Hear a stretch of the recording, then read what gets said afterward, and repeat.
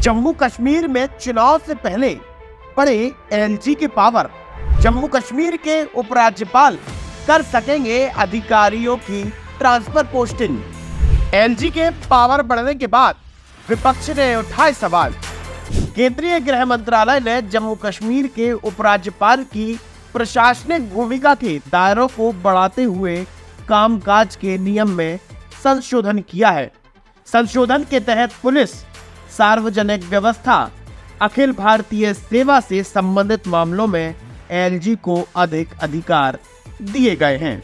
अगर देखा जाए तो केंद्र सरकार ने जम्मू कश्मीर को भी दिल्ली जैसे संवैधानिक अधिकार देने की तैयारी कर ली है।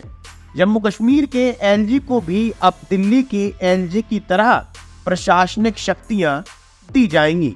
यहाँ भी सरकार बिना एलजी की अनुमति के ट्रांसफर पोस्टिंग नहीं कर सकेगी।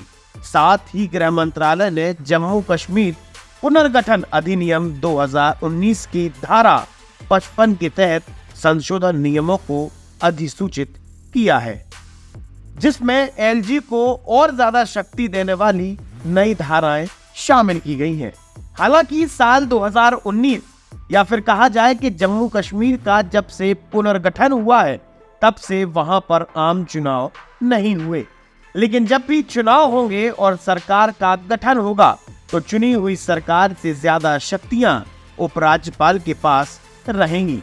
ये शक्तियां ठीक वैसी ही हैं जैसे दिल्ली के एलजी के पास है।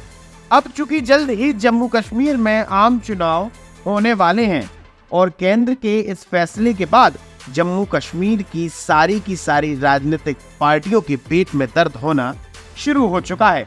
जम्मू कश्मीर के नेताओं ने इस फैसले पर अपनी कड़ी प्रतिक्रिया दी है।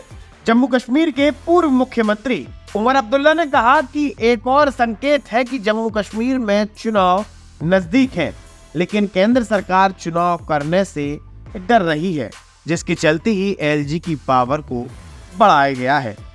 बीते दिनों से जम्मू कश्मीर के हालात जरा नाजुक बने हुए हैं।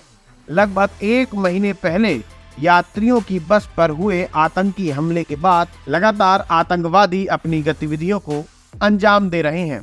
हाल ही में हुए कठुआ के अंदर आतंकवादी हमले के बाद केंद्र सरकार सतर्क नजर आ रही है, जिसके चलते अब एलजी की पावरों को भी बढ़ा दिया गया है। लेकिन इस बार आतंकियों की प्लानिंग जरा अलग है। इससे पहले जम्मू कश्मीर के आतंकवादी कश्मीर स्थित स्थानों पर आतंकी हमलों को अंजाम देते थे, लेकिन अब ये स्थिति जम्मू तक पहुंच गई है। जम्मू कश्मीर में हो रहे आतंकी हमलों के बाद विपक्ष लगातार हमलावर है और सरकार को निशाने पर लेती नजर आ रही है। सबसे पहले जम्मू कश्मीर के पूर्व मुख्यमंत्री उमर अब्दुल्ला ने आतंकी हमलों को और बालाकोट एयर स्ट्राइक को लेकर बड़ा बयान दिया। उमर ने कहा कि हमने पहले भी हमले किए थे, क्या हमले रुके? सरकार ने दम्भपूर्वक बालाकोट पर हमले का दावा किया, लेकिन आतंकी घटनाएं नहीं रुकी। इसी के साथ उमर अब्दुल्ला ने कहा कि जम्मू कश्मीर की स्थिति 1996 जैसी हो गई है, लेकिन अगर आंकड़े देखे जाएं तो 1996 की तुलना में 2024 के जो आतंकी हमले हैं वो 1996 के आतंकी हमलों का 100वां हिस्सा भी नहीं है। अगर देश के किसी भी हिस्से में आतंकवादी हमला होता है तो सारी की सारी राजनीतिक पार्टियों को राजनीति भूलकर एक साथ होकर साथ निभाना चाहिए।